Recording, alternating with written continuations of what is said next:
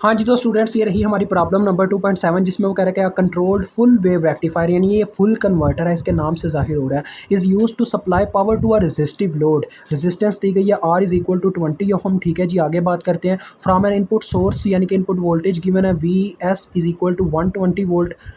और मैंने आपको बोला था जैसे ही वोल्टेज VS मिले VM निकाल लें, √2 टाइम्स ऑफ 120, देखते हैं कितना आता है 120 √2।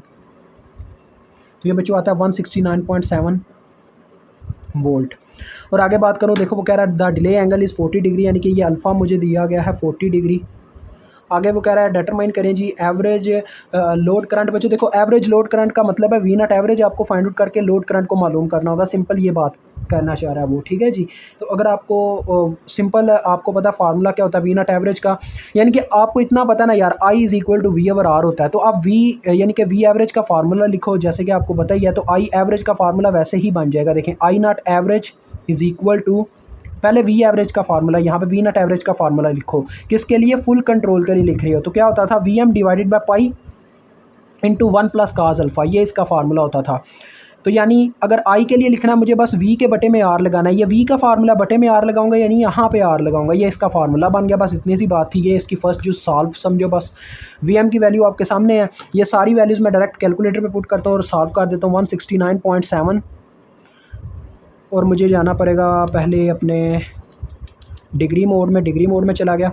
169.7 डिवाइडेड बाय पाई, ये क्या आ गया, पाई मल्टीप्लाई बाय रेडियस, रेडियस नहीं यार, क्या है अपना resistance 20 into 1 plus cos of, ये यार साइड पे कर लेता हूँ आपको ना इशू ना हो। तो ये बच्चों मेरे पास आ रहा है 4.77 अम्पेयर। ओके हो गया, I0 एवरेज आ गई। आगे वो कह रहा है कि पावर अब्जॉर्ब बाय लोड आपने निकालनी है। अब आपको पता है पावर जब भी हमने बच्चों निकाली है वो हमने निकाली है I0 RMS से, या यानी कि RMS वैल्यू उससे निकलती है। तो उसके लिए मुझे I0 RMS निकालने की ज़रूरत नहीं है, ये आप सारे जहन में बिठा लें, ठीक है। एक इशू होगा बाद में, मुझे करंट को फाइंड आउट तो करना ही पड़ेगा, लेकिन उससे अच्छा ऑप्शन यही, आप पहले V0 RMS निकाल लो, ठीक है। V0 RMS निकाल लो। V0 RMS का आप सबको फार्मूला याद होना चाहिए, VS अंडर रूट ऑफ, इसके लिए यानी इस ऑप्शन के लिए 1/पाई into pi minus alpha plus sine 2 alpha divided by 2, ये इसका फार्मूला होता है। तो सारी वैल्यूज़ आपने खुद पुट कर लेनी है जी। मैं आपको ये डायरेक्ट पुट करके आंसर देता हूँ इसका कितना आता है। तो VS की वैल्यू पहले आ जाएगी 120 under root of 1 divided by पाई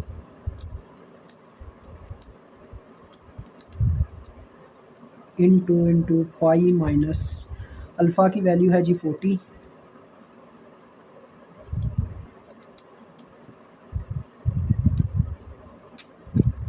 तो गाइज़ ये मेरे पास जो वोल्टेज आते हैं वो है 116 वोल्ट, ठीक है जी। ये मेरे पास इसकी वैल्यू आती है। तो लिहाजा अब हम आगे बढ़ते हैं। तो V0 RMS जब मुझे मिल चुका है तो मैं पावर को मालूम कर सकता हूँ। P0 इज़ इक्वल टू, आपको याद होगा फार्मूला सिंपल, V0 RMS का स्केयर डिवाइडेड बाय रेजिस्टेंस। तो 116 का स्केयर बटे में आ गई रेजिस्टेंस, जो कि कितनी है हमारे पास 20। 116 का स्केयर ले लें जी और इसको तकसीम कर दें 20 पे। तो ये बच्चों आपके पास आती है 673 अप्रॉक्सीमेटली, यानी कि 672.8 वैसे आती है। चलिए हम एग्जैक्ट ही लिखते हैं। तो P0 मालूम हो चुकी है। अब आगे हमें क्या मालूम करना है जी, पावर फैक्टर मालूम करना है। तो आपको पावर फैक्टर का फार्मूला याद होगा। पावर फैक्टर हमारे पास बराबर होता है बच्चों P0 divided by VS IS। VS तो वही वोल्टेज है, मतलब कि जो हमारे पास गिवन है। IS का मसला हो तो IS असल में लोड करंट ही होती है। IS is equal to I0 होता है, मतलब कि ये लोड करंट के बराबर होती है आउटपुट करंट के। तो इसका फार्मूला आपके सामने या V0 RMS बटा R कर दो, यानी ओहम्स लॉ लगा दो।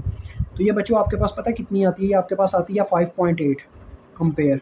कैलकुलेशन आप कर सकते हैं।